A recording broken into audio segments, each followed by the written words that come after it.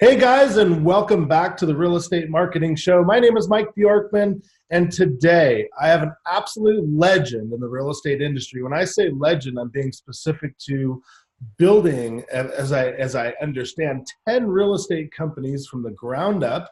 And from what I know, being in the real estate industry as long as I have the ultimate pleasure of having Don Yoakum here with me on this Zoom for our podcast. And I want to welcome you, Don. And I just want to let you know how much respect I have for you. And I was absolutely blown away when I got to meet you in person, when I finally joined EXP and joined our family and got to meet you in Phoenix. And since then, been able to chit chat and role play a little bit. So it is absolutely imperative that you're on the Real Estate Marketing Show, and welcome to the program. Thanks for being here, buddy. Awesome. And thank you, Mike. And you're a legend yourself. So I'm in good company for sure. Yeah. And I appreciate the acknowledgement. Those offices came with some blood, sweat, and tears. But in fact, we did successfully build 10 brokerages from the ground up, and I think average agent count somewhere north of 200. And so those were good times, and with a terrific business model for that day. And I did learn a lot about recruiting, and I hope to share some of those nuggets with your folks today. Just so you know, I built a brokerage to 300 agents and 4 offices, and I did that in a 5-year period, and it almost killed me. So to dream of building 10, that's ridiculous. And you still are alive with a smile on your face. So if you can do me a favor for our viewers and listeners, will you just give us a little bit of background, where you've been, how you got here today and where you are today, and a little bit about your personal life, where you live, what you like to do, your hobbies, your hopes, your dreams, aspirations, just so we can get a little shell of who Don really is. And then we're going to get in the meat and potatoes of this podcast and just blow people's minds with how we're building teams. Fair enough? Awesome. All right, let's do it. Okay, so perhaps the first clue that I might have some success in the future, my dad tells me that I competed in one of the very first triathlons at 11 years old. I did the running portion, and towards the end of the run, I left my breakfast on the trail there. And my dad said to me afterward, he goes, I knew there was something different about you when you started vomiting without breaking stride. And so I guess you could say that I'm one of those high D personalities that's pretty determined to do whatever it takes to make it happen. And I've applied that in sport. I was a member of the United States Olympic training team for 3 years in windsurfing, 3 national titles, 1 world title. And a lot of those disciplines that I learned about how to compete have transferred successfully to business. And it's really pretty simple stuff, like showing up on time and doing what you say you're going to do, and aligning yourself with the right people and systems, and modeling successful behavior, and then just actually doing it instead of just talking about it. And so that led to getting into the real estate career in 1989. So my first full year was 1990. I closed 51 deals in 1990, and that was a year even that we did, as you may recall, we had a little adjustment in the market when we went to war in the Persian Gulf. Oh yeah, I got in 91, so of course my timing was impeccable. Yeah, well, by 91, the market was pretty soft, so you got in some tough proving time. If you survived that, then you're one of the tough ones for sure. And top it off with an earthquake in 94, yeah. Wow. Well,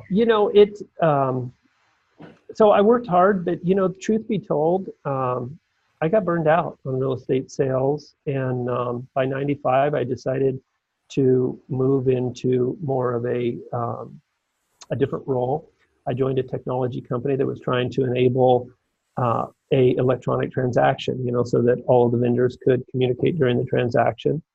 And that was fun because I got some corporate sales experience. But that company got sold to Yoakum Financial, and so I joined a title company actually, and became a regional sales manager. And I led a team of 13 people there successfully from 1998 to 2000.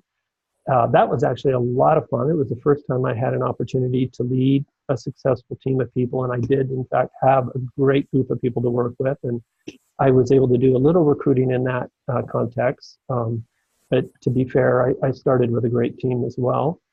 From that role in 2000, I was recruited to Keller Williams in the team leader role, and I had a lot of success in that role. I took the first Northern California KW franchise from 10 to 184 agents in 27 months. Wow. And that was a great experience. I so appreciate it. And that's a tough role. And after 27 months, I was ready to be an OP. Of course, the natural progression. Right. So Wayne Hall and myself teamed up, and we built out 6 offices in the greater Sacramento area. Mind you, we did that in what I would characterize as a tailwind environment. This is 2000 to 2005, and we just hit home runs every single time. Then I went down to Cupertino. Actually, I partnered with a gentleman you'll know, Gene Frederick. Gene and I did the Cupertino and Palo Alto market centers together. And that was actually a little tricky because whereas I was able to incubate offices for Keller Williams in the Sacramento metro area, one to another, Cupertino was a bit of an island, right? Because it was about a 2.5-hour drive from my home market, Sacramento metro, and Gene was in Texas. So we did manage to pull it off. Both he and I are pretty persistent fellas, and we had the good fortune of getting in business with some excellent people. But then when we incubated Palo Alto, we just killed it because we were able to then incubate from that office. So there's a lesson learned. One is be careful of going out of your home market unless you have a partner. An important qualification is a partner that has skin in the game in that local market. Yeah. Okay, so not just a partner. Little clarification there, and there's a whole other story. I can feel that. I can feel it. And when we hang up, I want to hear that story. Yeah. So anyway, I did one in Santa Rosa and Tahoe as well. But bottom line is I had, for the most part, I had a tremendous experience with KW and really appreciated that we had at that time what I believe to be the best value proposition in real estate. It was an excellent training company. And we kicked butt, man. And it was fun. And I managed to get in business with a lot of people that I really like and respect. And so that was good. And by 2010, I chose to leave that organization and become a full-time coach, which I did from 2010 to 2016. I really love coach is a real estate agent coach, right? That's right. Actually, some of the top realtors in the country, folks like Tom Daves, and then some of the top lenders actually in the West Coast as well. Very cool. And so I guess you could say I have a heart for coaching. I feel like, I was put on earth to try to make a difference for people, and coaching is a channel with which you can do that. So that was fun. But Brent got into EXP, as you know, what is it now, 2.5 years ago. Wow. And he and I, by the way, he was a team leader in the same market center that I was, but just a few years after me. Right. I'm watching all this unfold with Gene and Brent. This is an amazing story. I mean, this was quite the era you guys were leading. I was down in LA, kind of watching and paying somewhat attention because I was at PW at 2008, 2012, something like that. So I knew the names and I was watching from a distance, and I think we kind of ran into each other at family reunion when I was speaking there and mega camp and things like that. But I never really got to bond with you guys. So this is kind of neat to hear the story. But what's really amazing is to see how well-rounded you are, from being an owner of a brokerage to team leader to real estate coach to title manager. These are all the things necessary to perfect, to basically bring you to where we are today, to make a home run. Basically, you cannot fail based on your past experience. And now I see why you are the man when it comes to running the teams and building teams. So I'm blown away. I'm glad we got to have this little chat, and I'm sure our listeners are super excited to see where you're at, how you're at now, and that skill set that you've built over those years, because it's a heck of a skill set you've built, and can't wait to hear about it. Well, thank you. And I do want to make one correction. I can fail. Everyone can fail. And I got to tell you that I have failed. As a matter of fact, I would argue that failure is part of the process of anyone becoming great. Because if you're not willing to take chances and do things that are a little bit out of your comfort zone, you're not going to grow. Right. And all that failing forward is a key in life. Yeah, absolutely. And I think the secret, though, is to be able to fail without losing your spirit. And I'll be candid with you.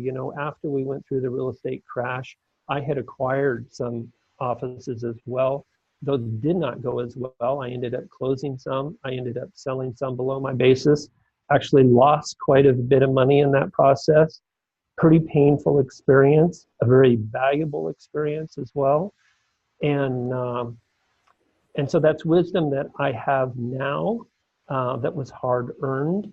And so I don't think anyone is impervious to failure, though. When you, even someone as driven as you or I, if we take on more than we're capable of supporting in an appropriate manner, we will pay the price. And I have.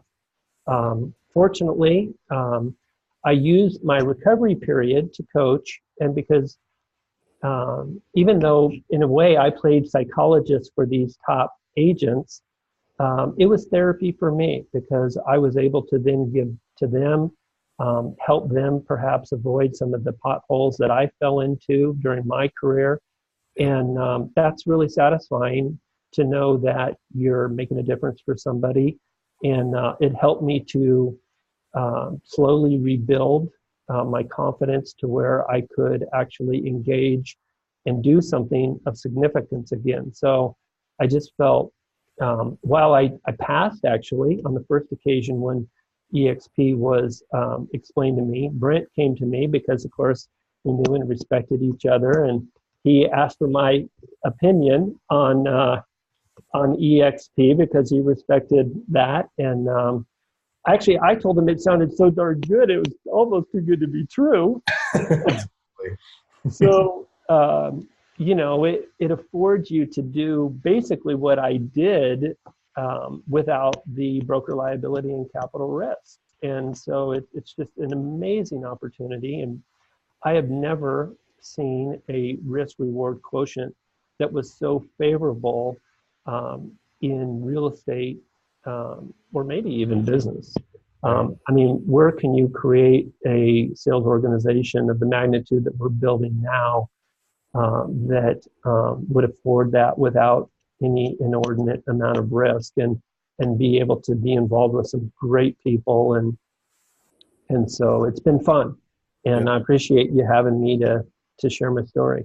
No, I'm blown away. And on the Real Estate Marketing Show, we try not to talk about our brand, but what's so funny is when you're so passionate, all roads lead to it. And I'm absolutely humbled on that story you just told. And something, I just had an epiphany myself, because I went through that recession side by side with you, and, almost lost everything and had to rebuild. And I like how you use that word recovery period. I used to say I coach agents and train agents because I wanted them to avoid all the learning curve that I did in the beginning. But when you said that, I said, you know what? I felt pain so vivid that I actually want to help agents avoid that. Not just the startup, but the longevity in this business. I was one of the lucky ones because I'm a high D and I will not give up. I forged into loan modifications and short sales and REO, and then I got into property management. So, I had the tenacity to just forge. But the way you just said that, I think that truly is what brought out my passion for coaching agents. So, thank you for being the psychologist for me today. That was pretty cool. I was like, am I crying right now? Like, holy crap. All right. So now let's talk about, this is downloaded 4,000 times a month. So we have broker owners for independent brokers. We have franchise brokers. We have massive team leaders like what you and Tom, or what Tom does. And then we have smaller teams that, might have 3, 4, 5 agents that want to grow it to 10, 20, 30, 40. So kind of our objective today is share some of the secrets on attracting agents, enrolling them, if you will, into our life, our team, and to get started. And I was very fortunate enough to role play with you a little bit not too long ago, and I was absolutely floored. As a matter of fact, it inspired me to get off my butt and pick up the phone, because as much as I teach outbound calls, and now I'm reading the book Fanatical Prospecting, and I'm just freaked out about outbound calls, but for the longest time I had that attitude of, let me be the one to receive inbound calls. Like, I was so high and mighty, and I'm teaching agents out there, look, you're going to go broke if you don't call. But I actually fell into that trap myself. So let's dive into that. I don't know how you want to do it, man. Let's jump into that, because it's so profound. I'm excited to do it. Okay. So one of the first things that I think we all want to decide is, what is it that we want to achieve, right? So is someone looking to attract enough people so that they could work at the company for free? Are they looking to, and which oftentimes, by the way, a small independent broker, that's pretty much what they do, right? They attract enough people so that they have a little better than 100% split. Yeah. And I would say up to 15 agents, that's pretty much the case, and they tend to be the top producer, and that's the end of the story. So making that decision of what you want to achieve, and then setting out a process. And I really, there's a book that I've read recently that has influenced me a lot. It's called Atomic Habits by James Clear. And if anybody reaches out to me after this, I'm at yoakumdon@gmail.com. And you can see the spelling of Yoakum on the screen there, I hope. If they reach out to me, I'll send them the book. And it's really a book about process versus goals. And that's one of my big ahas, is that, we've been taught for so long to have these big, audacious goals. And what I often see happening is that people will start falling short of their goal, and actually it will serve to discourage them. And so when someone asks me how to recruit effectively, I would ask them, how many people do they want to recruit? What type of person do they want to recruit? And why would it be compelling for that person to join them?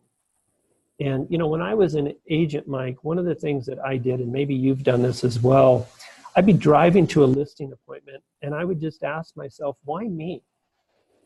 There's like 8,000 agents in this market. Mm-hmm. Why should these people choose to do business with me over those other 7,999 people, right? And if I didn't have a good answer to that, I wasn't that persuasive, okay?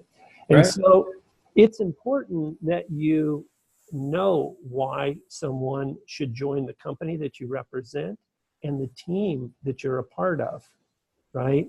And you're certainly an exception, because you're an extremely dynamic person, but not everybody is, okay? So they may more rely on the company that they represent, and then the organization with which they're a part of.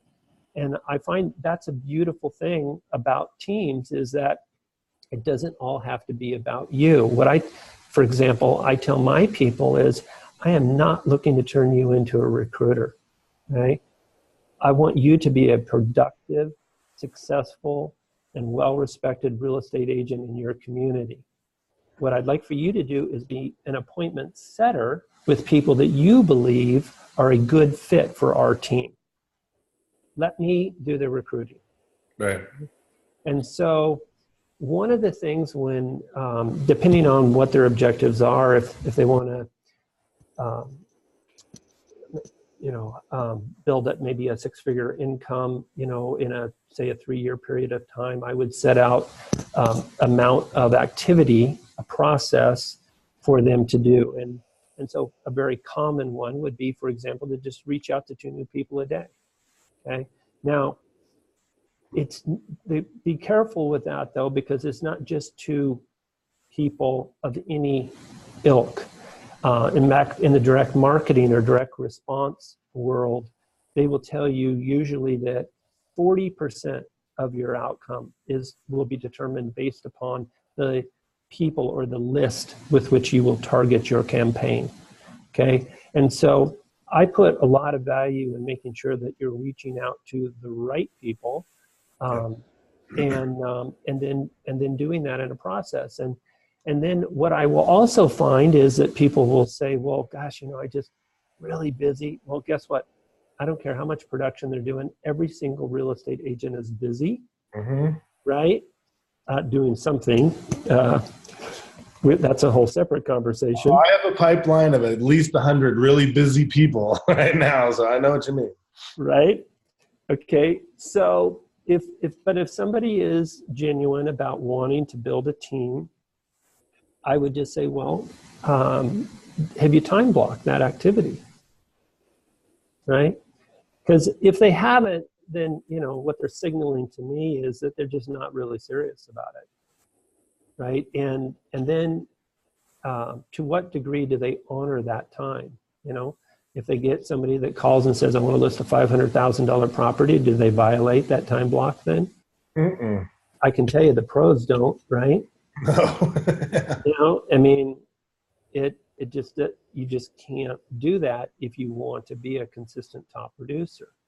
Just this morning I was talking to a young man that's newer in real estate, but he's doing great. And he's also kind of telling me about how his production has been going up. It's been good, right, for someone that's been in his short amount of time, but how it goes up and down. And I go, well, your business is going to be pretty proportionate to your prospecting. So if you're consistent in your prospecting, you'll find that your business is consistent. But what usually happens is people get caught up with, oh my gosh, now I've got some deals to take care of, and he's got 3 in escrow now. And then they go, oh, I got to make sure I close that deal, so I better not prospect, and so then they end up with the valleys, right? So in my organization, we have this thing called 240, which is reaching out to 2 new people a day, 10 a week, 40 a month, pretty simple. The time that I block out. I like those numbers. Those are very realistic numbers. Yeah, it's nothing crazy. And I time block out from 9 to 11 to do that. And it's pretty easy to do. And okay, so let's stop there. There's 2 things I want to cover before we move on. So 9 to 11. So you're a pro and you do this all day, every day for years. So the listeners, is that a pro tip right there? 9 to 11, is that a hour that seems to work? Have you time tested or split or A/B tested those times? Or is that just you? And whether it's a good time for it or not, that's you. Yeah. You know what? It's the best time for me. Okay. And the reason why it's the best time for me is because I'm a morning person. I get up at 4:45. I do my little Spanish study. I do some reading. I go exercise.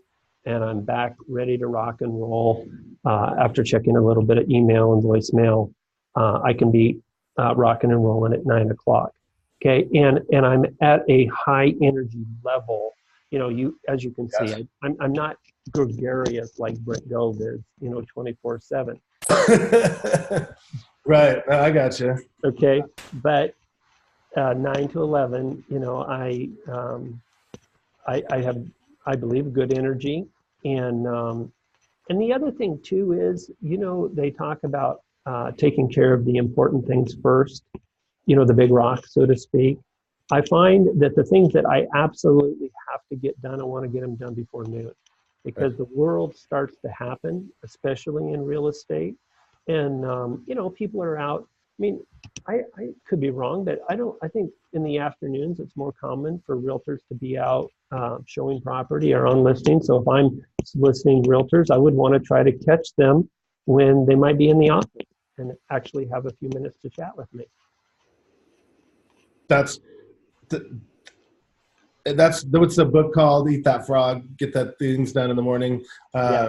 And I always coach my clients like, look, just get all the crap done over in the morning. So I have to go back a little bit because I'm scared to death we're going to forget what you said before.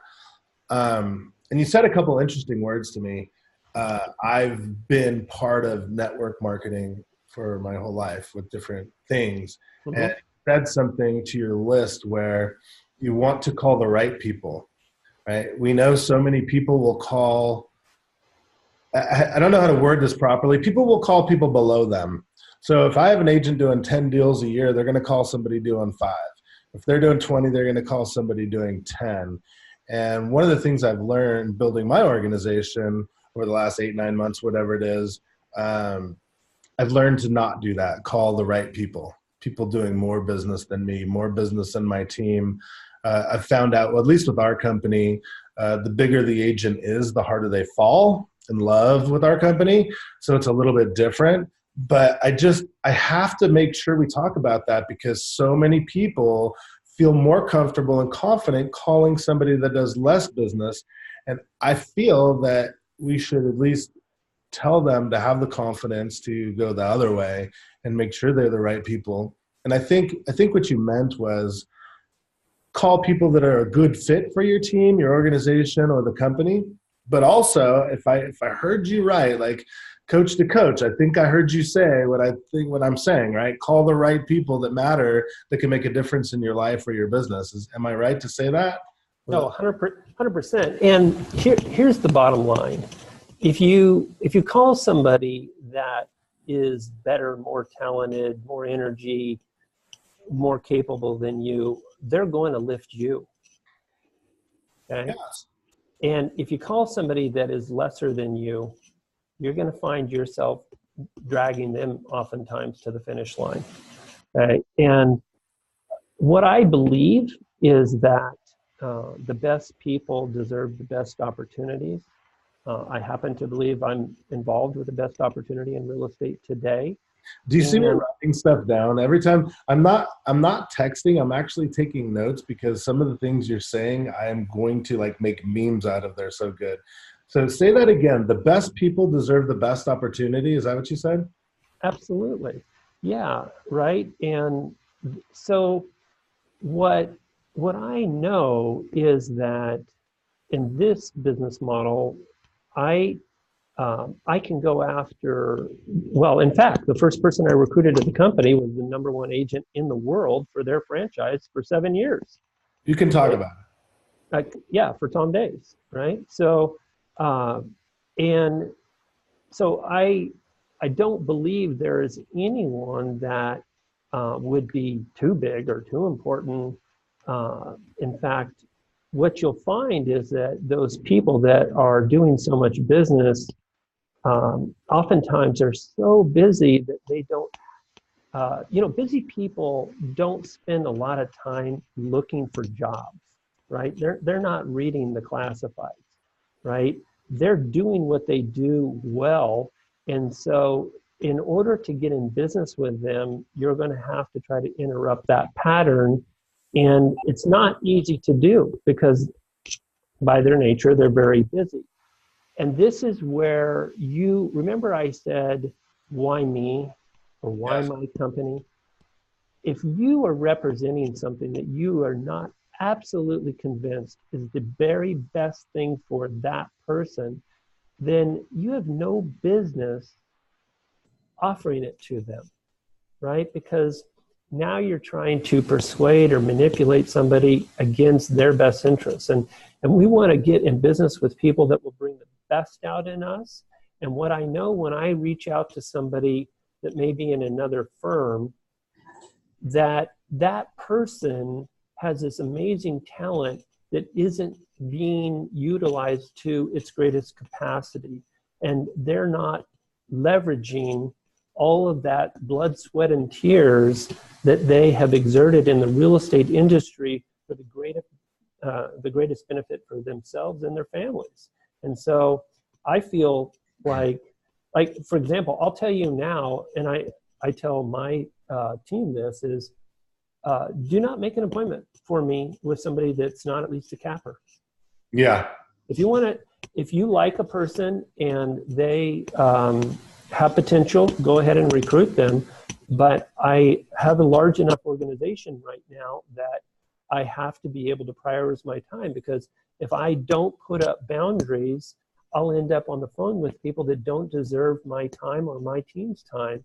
And if I'm allowing that to be consumed with agents that aren't going to do what they say and don't do what it takes to make it happen, I'm taking time away from being able to talk with people that really deserve the opportunity and would make our organization really great. So it's not about being, too big for somebody. It's more just giving people what they deserve. We have a big saying in our organization is that we will match energy with energy. So if you join my team, and I know that this is true in your organization as well, is that if somebody comes in and they want to go big, man, we're going to go with them.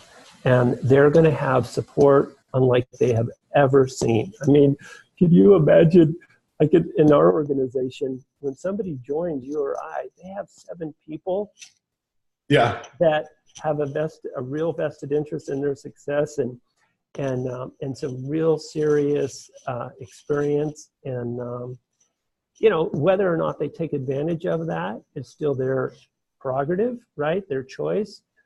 And some will, some won't, and the ones that do, you be there for them. And I know that you are as well. So, and I want to speak from experience on what you just said.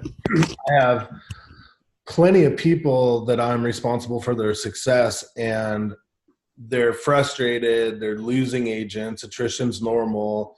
And if you look at the agents that they're losing, they're non-cappers. And I know if you're listening to this and you're a team leader that is just trying to build your team, still pay close attention, because, I've been building teams since 1996, and I understand that this applies to both realms that we're talking about right now.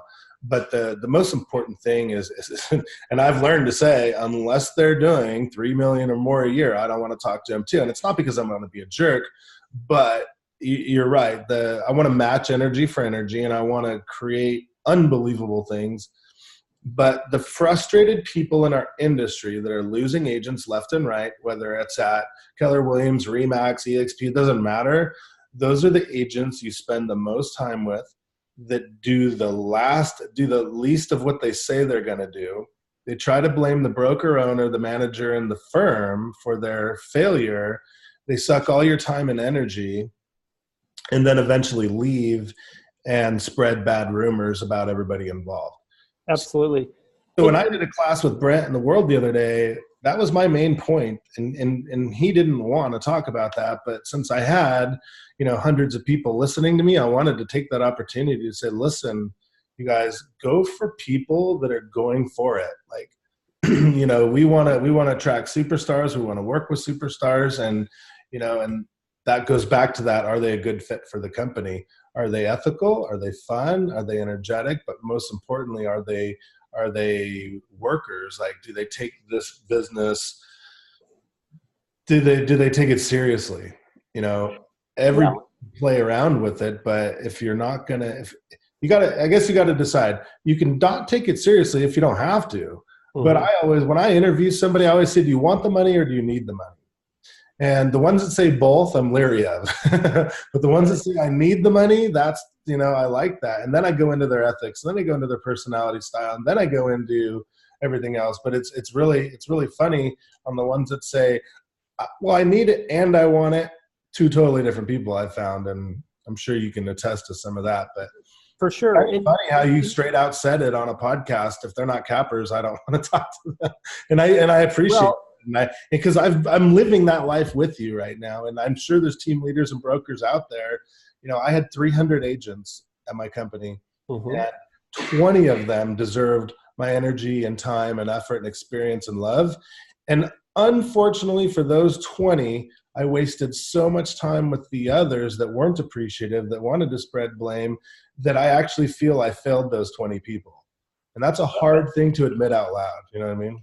Well, no, it's not, because I think what you recognized is that those 20 people deserve your best. Remember, we give our best to the best. Yep. Right? And by the way, this point that you're making right now is why I quit selling real estate as an agent.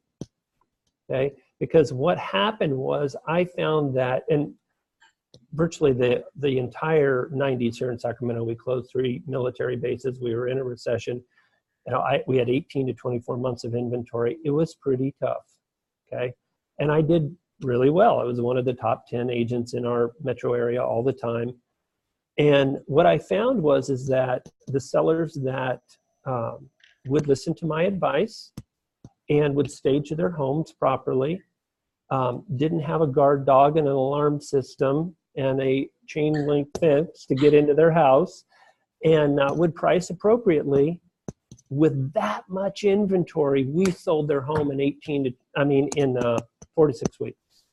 With 18 to 24 months of inventory, we were still getting their home sold. On the flip side, I had people that would not take my counsel, that would overprice their property, wouldn't stage their home. And guess what? You know what? I'm not a miracle worker. I didn't get their home sold. And I spent 10, 11, 12 months out there laboring, spending money for someone that didn't deserve it. And to the extent that I did that, I was taking away from these wonderful people that did. Mm-hmm. And so it's not that I have a problem with somebody like, you know, in my case, my first full year in the business, I closed 51 deals. So, I mean, I don't want to have a thing against new dynamic people, you know. Right. But I mean, you know, believe me, if one of my guys came to me and said, "Hey, Don, I want you to talk to this guy," and, you know, and he was the captain of his water polo team at Stanford, and he, you know, was out at 4:45 in the morning delivering newspapers at the age of 11, and, you know, believe me, I'm taking that meeting. We can recognize hustle. Yeah, absolutely. Yes. Okay. But absent of those things, I think we're all entitled to decide who we want to get in business with, right? Because our organization is going to be a reflection of those people. And to the extent that we bring in lower caliber talent, we're diluting that mix. And then that's going to rub off on everyone in your company. So to your point, you know, if you lose somebody that isn't a person that shows up on time and does what they say, and isn't willing to do what it takes, you know, it's probably that they should find another opportunity. And it's probably not even in real estate sales. They're not going to be successful. Exactly. Right? I was just going to say that. Yeah, not in real estate. You know, I've learned a hard lesson, not a hard lesson, a valuable lesson over the last, 8-10 months. I'd rather take a year to get a really good agent than a week to get a bunch of bad ones. And that's probably not the word I should use, bad, but I'm going to do it because everybody that's listened to this knows that they're probably surprised I haven't slipped an F-bomb yet. But the reality is I don't mind working on somebody for a few months, 6 months, 8 months, because when they do come, they're going to be a shining star. They're going to be just a testament to our company. They're going to be amazing, and they're going to be low maintenance, and they're going to go get what they deserve, and they're going to go earn and learn what they're supposed to. And I've proven it already. So it's absolutely just every time I say that, I just feel weight off my shoulders, and I hope that I can transfer, and I hope that you can transfer some of the listeners. So, all right. So I think, and I don't want to stop you unless you're done, but we're getting close to a long time on this, but I really want to dive into some either role playing or some tips and tricks that'll help people, because I'm on the freaking line with Don Yoakum, who did recruit the #1 Keller Williams agent in the world. So what are some of the things that I might do, learn, practice, say to help build relationships like that? Well, the first thing to recognize is that it is about them and not you. Good. And what I knew when I was recruiting Tom was that this was going to be in his best interest. And by the way, even though he and I are very close friends, he didn't jump right away. And so I persisted because he deserved it. And he knew that I knew that this was the right thing for him. And that is a really important thing. Remember back to the why me? Yep. Okay? So the first thing that you've got to do is be really clear about the value proposition that you're representing. So in my model, I believe that we have a competitive split and cap. It's not the best, actually. Of what I consider to be the 4 pillars in our business model, I think it's actually probably one of the weaker ones. Okay, but we don't have a franchise fee, so that's a benefit. But bottom line is, it's good enough so that it doesn't turn people off. It doesn't necessarily turn them on just based on that splitting cap. Okay, but I also know that I have a stock opportunity that is incredibly unique to the industry with a fast-growing NASDAQ-traded company. And we have 5 ways in which we can earn that stock through our natural production, or we get to buy the stock at a discount. And this is a compelling thing to me. And so I consider that pillar number 2. Pillar number 3 is that I have an opportunity to share in the revenue. My founder has decided that half of the company dollar should be passed back to the agents that built the company. And so I'm grateful for that, and I'm taking more than my fair share of it. Hallelujah, brother. Okay. God, we're turning this into a recurring podcast, darn it. Well, the thing of it is that every company is going to have their own value proposition, and each one is going to be different.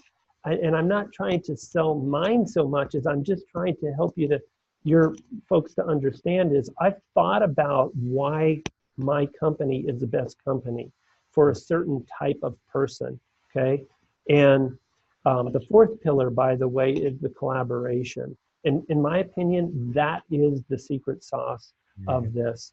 Now, what's interesting... Look at us right now. Well, exactly. The pinnacle of collaboration. Like 100%. Would agree that you and I are competitors in our company. Yeah. And here we are, friends, sharing our deepest secrets with each other and hundreds, if not thousands, of other people. So yes, I agree with that. Yeah, and because we both own stock in the same company, right?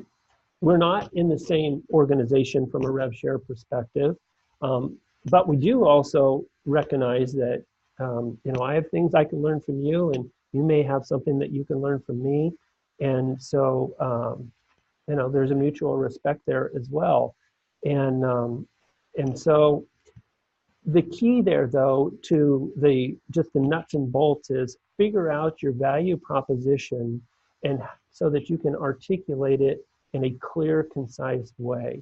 When I was at KW, I said, I work in an agent-oriented company, supported by a learning-based environment, right? And I believe that, and I think it's true. And to me, and for the right people, that's an attractive value proposition. And I remember one time I asked a title rep, I said, hey, that Century 21 Professionals office down the street, who do you know, who would you say is the most learning-based agent in that office? And he gave me the name of the gentleman. And so I called him up and I just says, hey, John, this is Don. We've got a mutual acquaintance in Scott at XYZ Title Company. And I was asking him who the most learning-based agent was in your office. And he said, you. And so I wanted to call up and find out how you could get such a reputation. And tell me about the last book you read. And of course I got an appointment, but the point is that I knew what my value proposition was.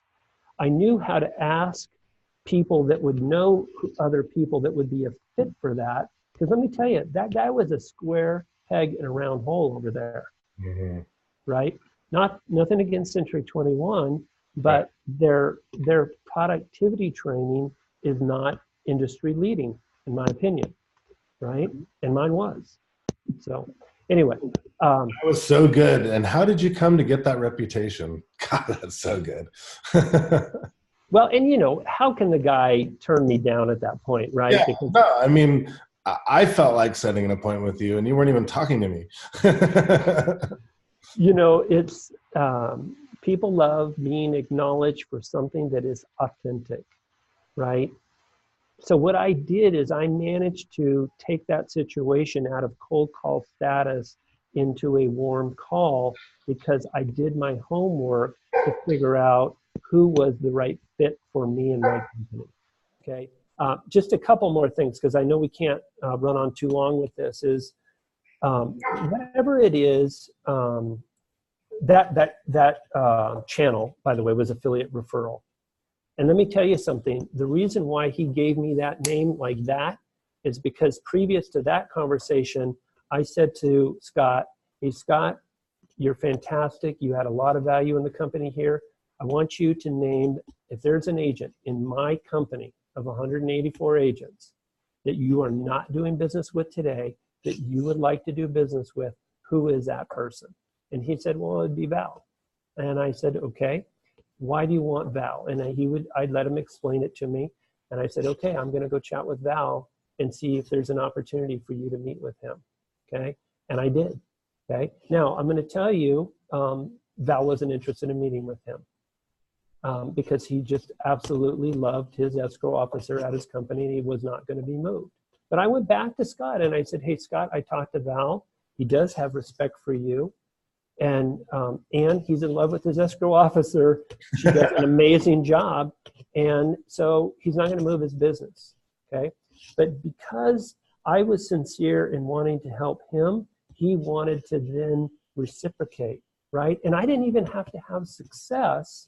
I just had to make the effort to be sincere in my efforts in his regard, right? Couple more things before we wrap up is, if there is one thing that you cannot do in the process of recruiting, and I would apply this to the real estate practice as well. So, by the way, recruiting is almost just like listing a property. Yeah. Okay. For sure. It's an intangible sale, right? And so just like you had to learn why you are compelling as a listing agent, now you have to determine why you're compelling as a team leader, okay? But here is the one thing, and so many people violate this rule. If they can just not screw this up, it's going to double their production in terms of their attraction capabilities, and that is, do not leave the scene of the interaction without the next appointment. Yes. You're right. Okay. And I'm not saying, hey, Mike, boy, what a great conversation. Let's talk next week and continue so that we can have you continue your due diligence. Okay. That is not an appointment. Or I'm not saying, okay, Don, yeah, why don't we talk on Monday? You say to me, that's not an appointment. Right. Okay. An appointment is, hey, Mike, it seems like this is something that you want to take a closer look at. It feels like it may even be a fit for you. However, I know you want to continue your due diligence. I'd also like for you to have the opportunity to meet more of our team. What would be a convenient time for you, for me to have you connect with Randy Bird on our team? You know, say, for example, Tuesday next week. And then you'd say, well, maybe Tuesday, 10 o'clock, whatever you say. But bottom line is, I get the date, the time, and here's the thing, you got to have a reason why, right? And I will have determined why Randy, in this case, was the right person for you to talk to next. right? And I usually, when I'm in an appointment, if I'm going, like if I were trying to recruit you, I will go into that appointment thinking, okay, well, my plan A is that Mike's going to sign up, okay? By the way, I do not sign people up on the first appointment. If someone wants to join you on the first appointment, consider that a red flag, right?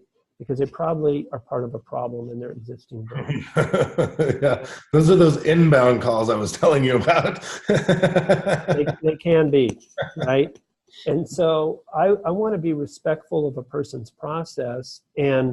But my plan B might be that I'm going to make an appointment for Mike to talk to Randy or to Brent or to Tom or whatever the case may be. I'm going to have assessed in our interaction what gaps you have in terms of understanding the value proposition and how it would be relevant to you. And then I'm going to figure out how to make an appointment. And in my company, my key people, by the way, I want you to notice I said my key people. Yeah. Because like you, I'm getting a larger organization now. They have my calendar. They have my Calendly link. So they don't have to check on if I'm available. They just go into my Calendly link and they can see the schedule. And I trust those people, okay? And there's not more than this many of those, okay, that have that link. And for those people, they can book anytime they want that's available. It's so funny that you said that, and I don't mean to interrupt too much. I actually have Brandon Chavez. He just walked into my house. He got here from Phoenix, and he's our automation specialist for recruiting and everything, all things in real estate automated. Mm-hmm. And he fights me for that Calendly link. But what you just said is the reason why. There's only this many people I trust and these types of people I want to talk to because my time is so precious and so valuable.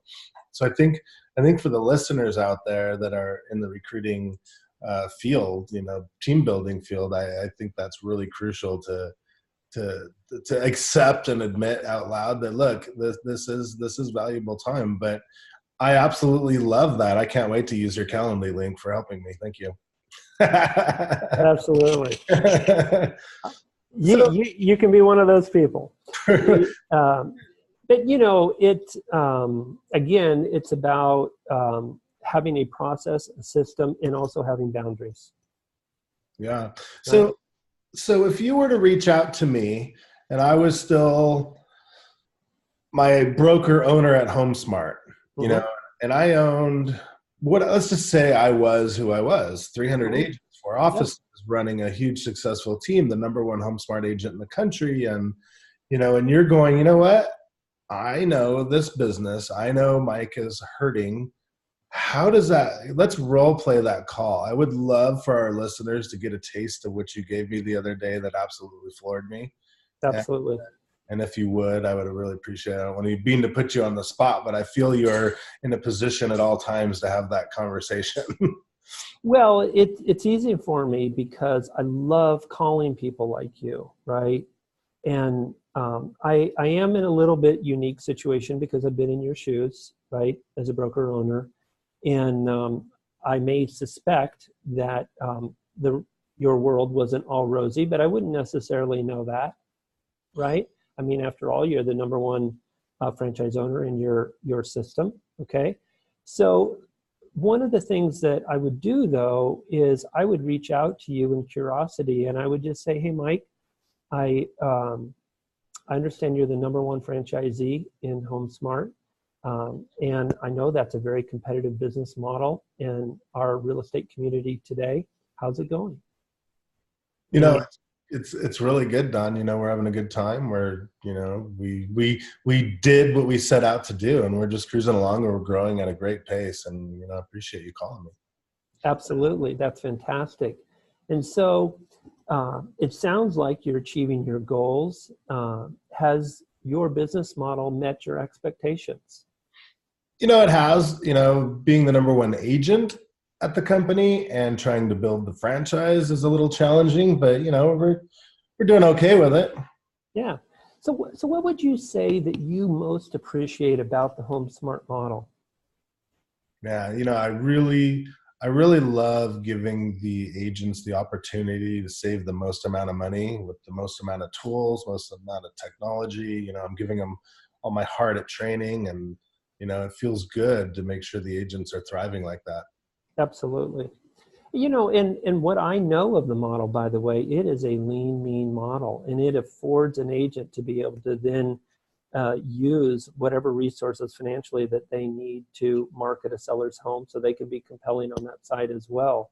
Mm-hmm. So, that sounds good. I mean, you sound happy, in your organization. Is there anything at all? I mean, like if you could wave your magic wand and have something that you don't have in that model, what would you say that would be? Because I am still in production, I'd love to probably have more of a management team to handle the agent side a little bit more, so I'm not in the day-to-day grind of problem solving and alarms going off and broken desks and lost packages and whatnot. Yeah, right. Well, one thing that you said that did get my attention is that you're the number one agent in the company. And I have just found that when I have surrounded myself with people that I'm better than, I'm not necessarily learning everything I could learn. Wouldn't you agree that it's a good idea to surround yourself with people that are better than you? Yeah, no, I strive to do that. As sometimes it's a little hard to do, but yeah, you're right. I've always lived by that. Yep. So if I could introduce you to a company where that would be possible, would you be open to listening to that? I don't know, Don. I know where you're getting at with this, and I appreciate your call. And I would love to join your pyramid scheme, but I just I got good things going right now, and I just I don't really need an Amway brokerage in my life right now. Mm-hmm. No, fair enough. Fair enough. Well, it's impressive what you've built. And so I guess I'll ask a different question then. If we're having a conversation like this 3 years from now, and life went exactly how you would want it to go, what would it look like? Boy, that's a great question. Looking 3 years down the road is huge. I would imagine I would grow this company to 1,000 agents and sell it for $10 million and buy an island somewhere in Belize, Mm-hmm. And are there other people that have done that in your organization? No, I don't think there is, but Mm-hmm. I'll get there. Mm-hmm. So I guess I would just ask you to take a look at that, because you strike me as the kind of guy that can create $10 million in value. And by the way, I want to be really clear that because you're in a franchise model, I do not want to have you in any way violate that business model, the franchise system, right? So I don't want this at all to be a solicitation of you. What I want it to be is a conversation about you and I doing what's going to be best for ourselves and our families, right? And you're an industry veteran like me. I called you because you're known to me, a person that is respected in our community. You've achieved something significant. I happen to think that there's probably a better owner than you for your particular model, because I believe, correct me if I'm wrong, that particular model tends to attract people that are more cost conscious versus value conscious. And hence, you're the number one agent in your organization. And so if you should find yourself in a position where someone would want to acquire your franchise, and you would want to take a look at other opportunities where you might be able to actually create that $10 million in value in 3 years, then I'm your guy. And because I know that you are capable of doing it. I am just not certain, and maybe it's because I just don't know enough about it, if you can do it in your existing model. Is that fair enough? Yeah. So what you're saying, Don, is you feel that at your company that I could build that $10 million in 3 years? Yeah, the equivalent value. That's right. And by the way, I want to be really clear. Not everybody can do that. Okay. Most agents that join my company simply sell real estate. They do become stockholders, which is not insignificant, but they don't build sales organizations. But you're a person that has a proven track record of building a successful production team and successful brokerages. Okay. So that's a skill set that you've developed that, in my opinion, is not being leveraged to its greatest extent. And so what I don't want is for there to be a cap on your potential. And I'm sure you don't want that. Okay. Yeah, no. So I would just ask you to really be honest with yourself. If your existing model will get you to that $10 million equation in 3 years, more power to you. Keep doing what you're doing. I'll cheer you on. Okay. And we can still mastermind, right? We're in different markets. I'm not competing against you. You're a smart guy. I'd love to learn more from you, and you can learn some from me. All right. But when you do that analysis and you determine, if you do, that you're not going to be able to reach that objective in your model, then I would simply ask that you'd reach back out to me and say, hey, Don, okay, I'd like to hear more. Fair. I can Is that do fair that. enough? Yeah, no, absolutely. And I'm just curious to know how you think that I could work those sort of numbers at your company. That seems pretty confident of you to say something like that. Well, partly because other people have done it. Okay. We have scores of folks that have 7-figure residual incomes. So what's a good cap rate in your town for commercial real estate? Is it about 5-6% cap rate? Yeah, absolutely. Okay.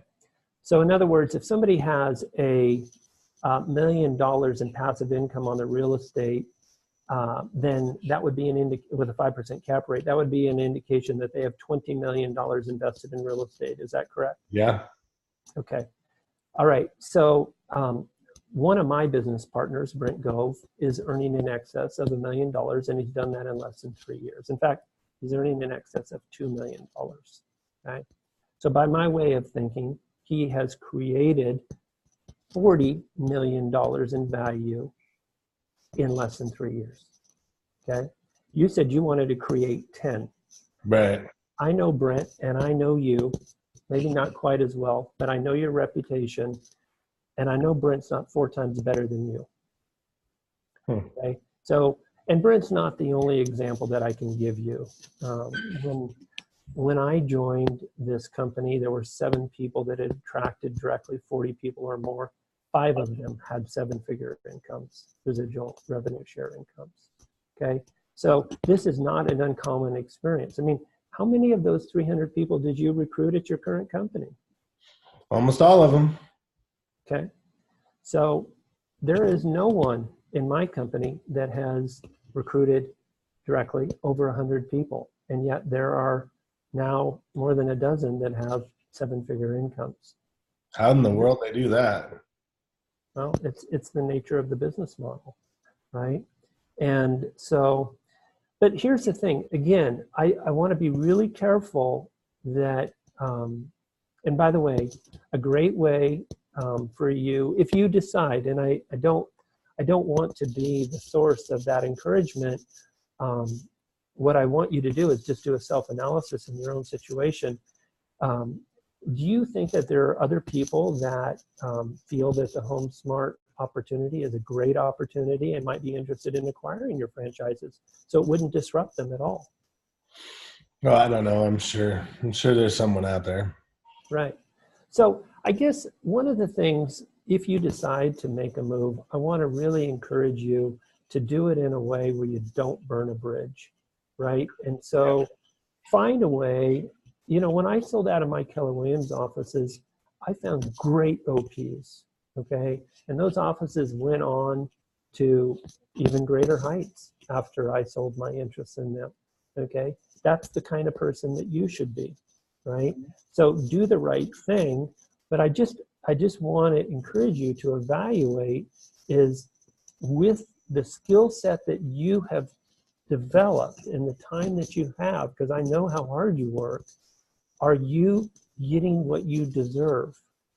And is your opportunity matching your ability? Yeah, well, maybe I should look at least and see how those people did that kind of income. That'd be nice to know. You know, one of my mentors always said, if you don't know your competition, you don't know yourself. Well, by the way, very good point. And even if you don't decide to join us, it would be a wise thing on your point to understand your competition. Why don't I arrange for a time for you and Brent to have a chat? Okay, we could do that. All right. Well, anybody, that'd look weird. Today's Thursday. How about next Tuesday? Yeah, we can make that work. All right. Cool. 10 a.m. Yeah. So you booked the appointment. Anyway. Right. Good job, Don. And we should be really fair and talk what Don realized is that he was talking to a franchise owner, and we're not ever supposed to go after a franchise owner. So that threw him off a little bit. We should have started that as I was just the number one agent.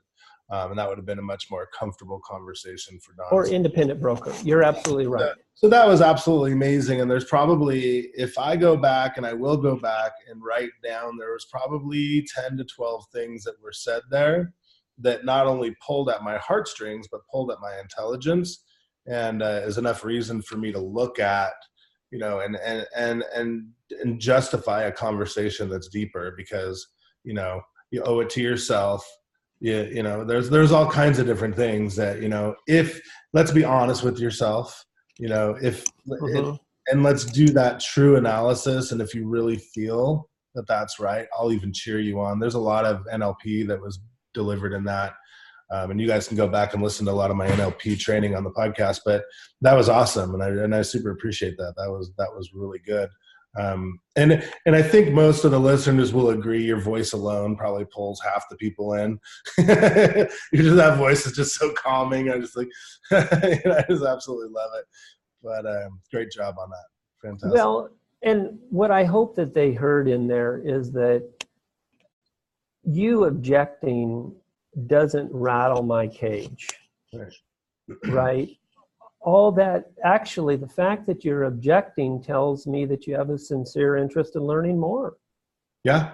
Right? That's the signal I get from it. And so that's why I can communicate then in a very matter-of-fact way. So, hey, but man, we have been doing, this is a long call. I hope that the folks feel that it was time well spent.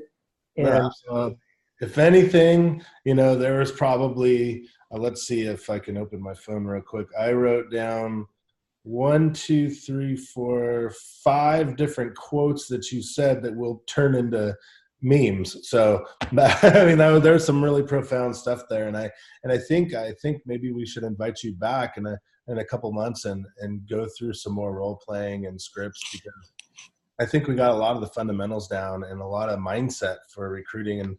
And I was reminded today myself that recruiting is definitely a mindset, and there's some very particular guidelines that we should follow when recruiting. And I think you nailed a bunch of them, where, you know, we're sitting here talking and I'm making sure we're still recording and, you know, text messages, but I will go back and listen to this and write down some serious stuff and have a conversation with you about what I pulled out of that, because I feel like we have a full-blown recruiting class, just what we did in the last hour. So anything you want to tell our listeners and our viewers before we end this awesome conversation?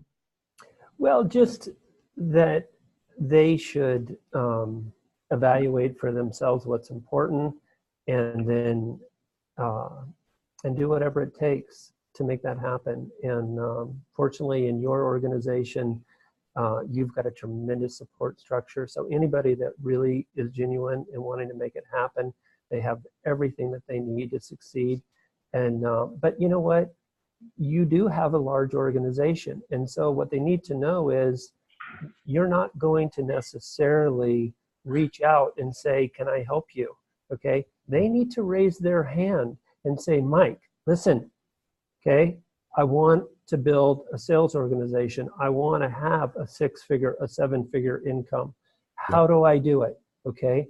And then when you give them that prescription or help them to self-discover it, then they actually need to do what they said that they were going to do. And I know that if they do, they'll succeed with you. And so I wish you all the best. I wish your team all the best.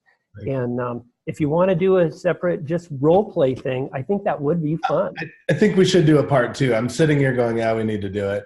We blew an hour on fundamentals and 5 minutes on role play. I think now we need a little bit more role play and different scenarios as a team leader, as a broker owner, as an independent broker, all these different things, because honestly, I built the last organization of 300 people with some help with some really quality people.